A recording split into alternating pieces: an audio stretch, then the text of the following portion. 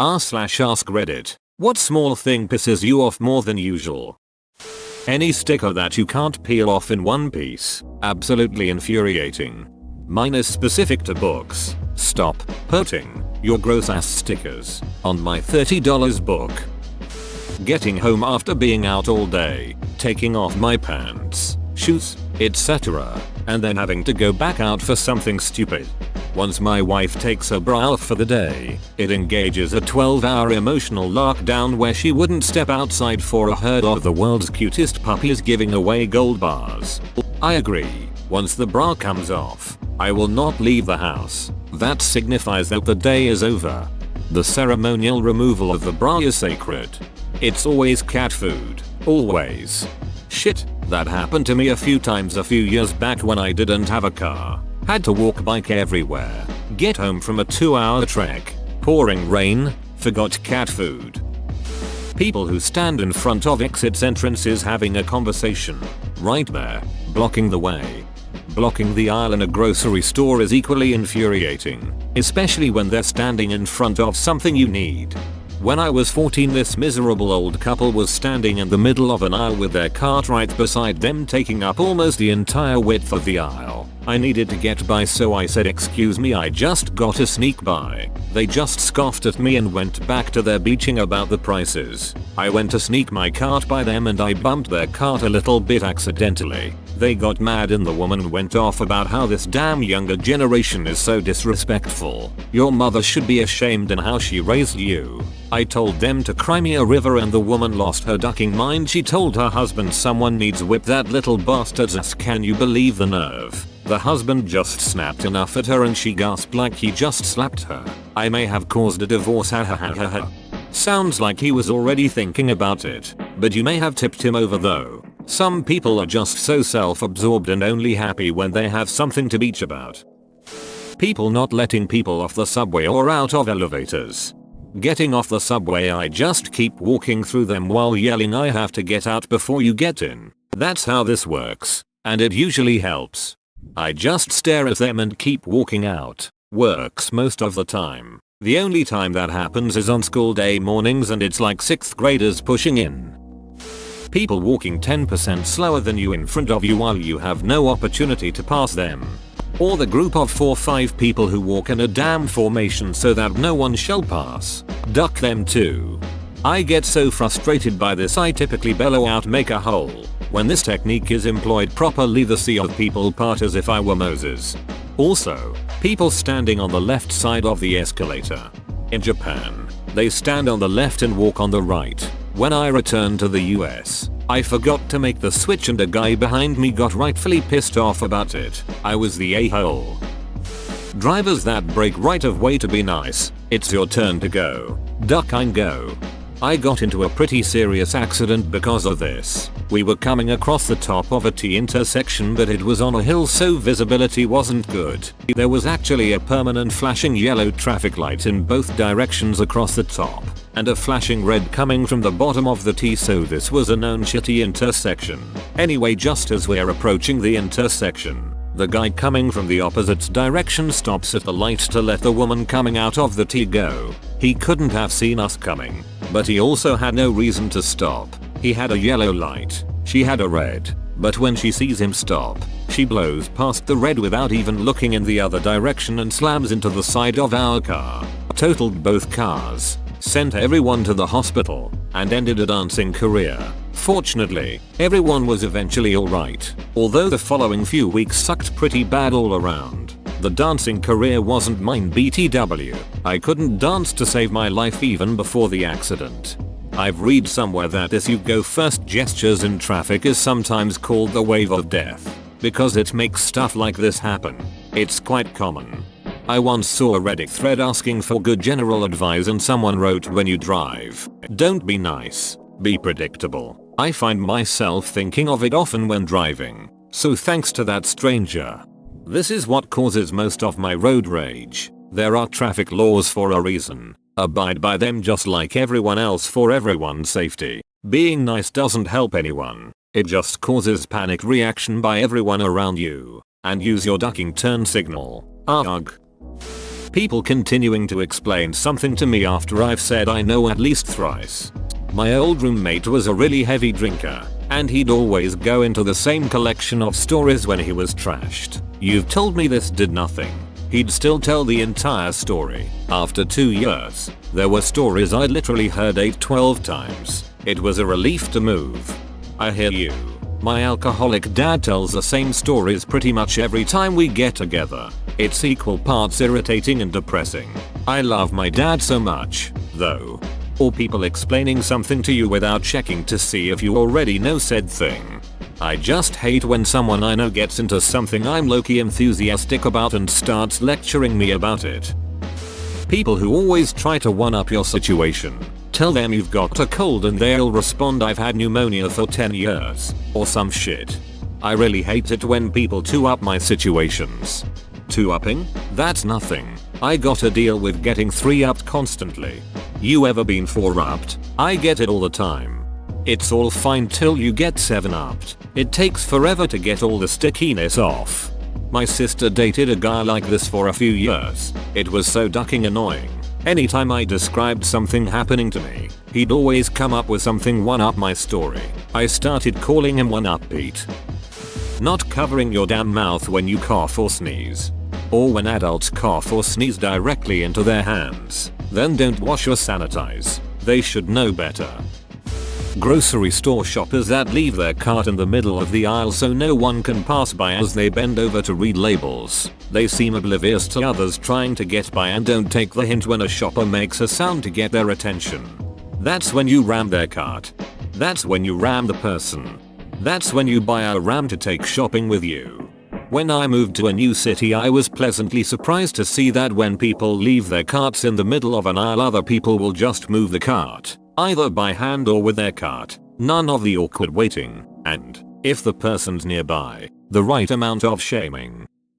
The type of people who can never just admit they screwed up, doesn't matter how small the mistake is. When confronted, they always have an excuse or a story. Just ducking, say "I'm sorry" and move on. I don't need an essay on why you did what you did. It's not that big of a deal.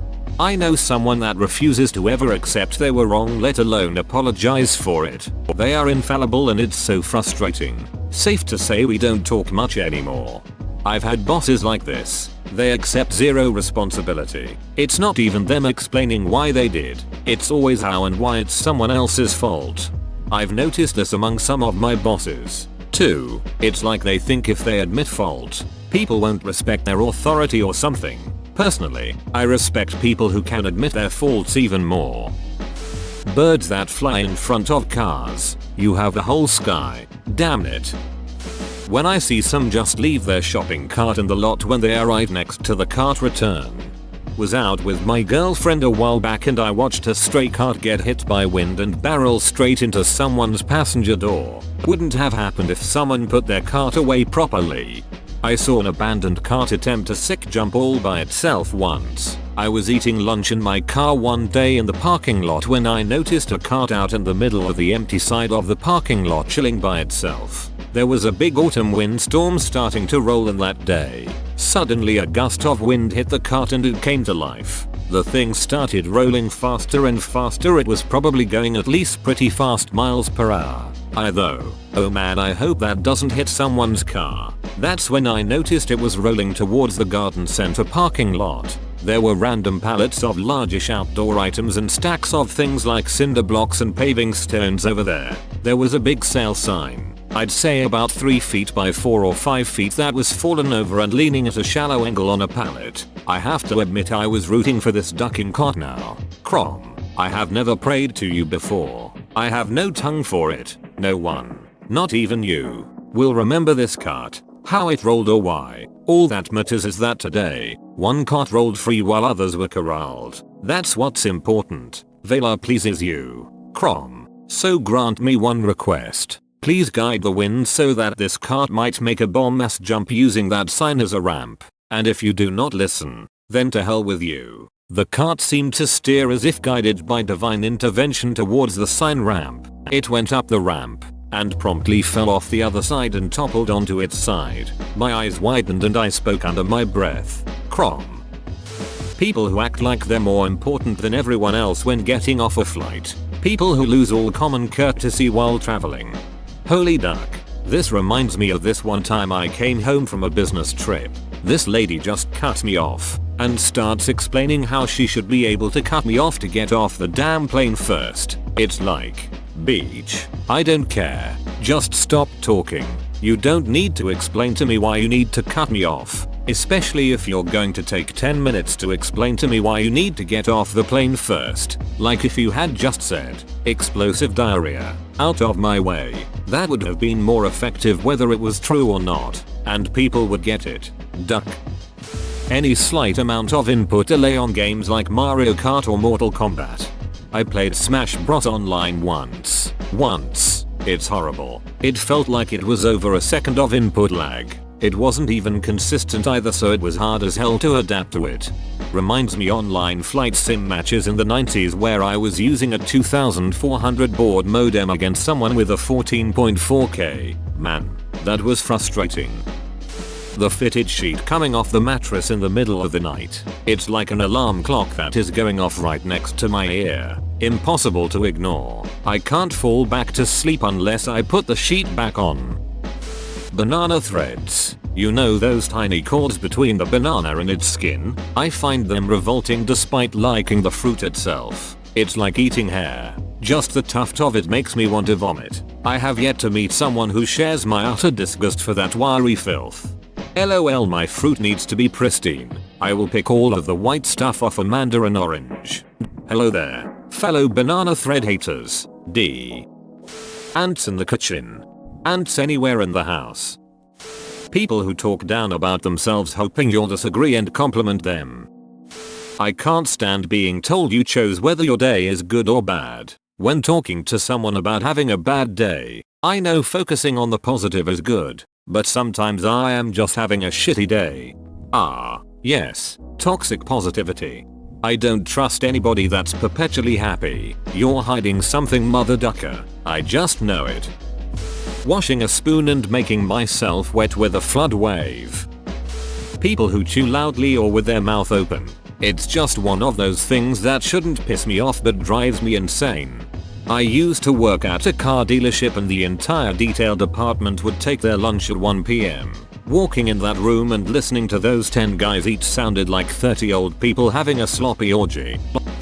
People who tailgate me when I'm going over the speed limit on a 2-lane road. Get off my ass or go around.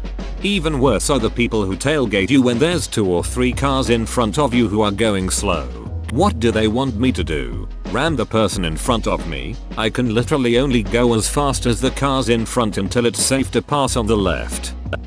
I absolutely hate it when someone is out in public, takes a phone call, and puts their phone on speaker. And to that same end, if you're checking out at a store, please have the courtesy to at least get off of the phone and speak to the person ringing you up. At the very least, put the phone down and take care of your business. When I worked retail, I would always speak to a person who was checking out with me at a louder than normal volume if they were talking on the phone. When people can't outright say no to me and waste my time stalling instead. I rage internally when I can't get a ducking straight answer. Yes, no, I don't care which. Just ducking, tell me. Goddamn.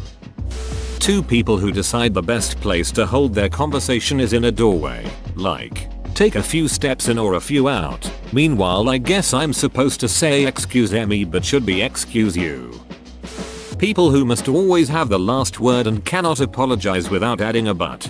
I'm sorry you feel that way, but you gotta see it from my perspective.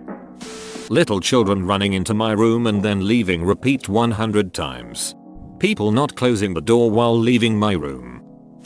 People that misuse then and then. Reddit can't spell breaks. Loud talkers. Please shut the duck up, please.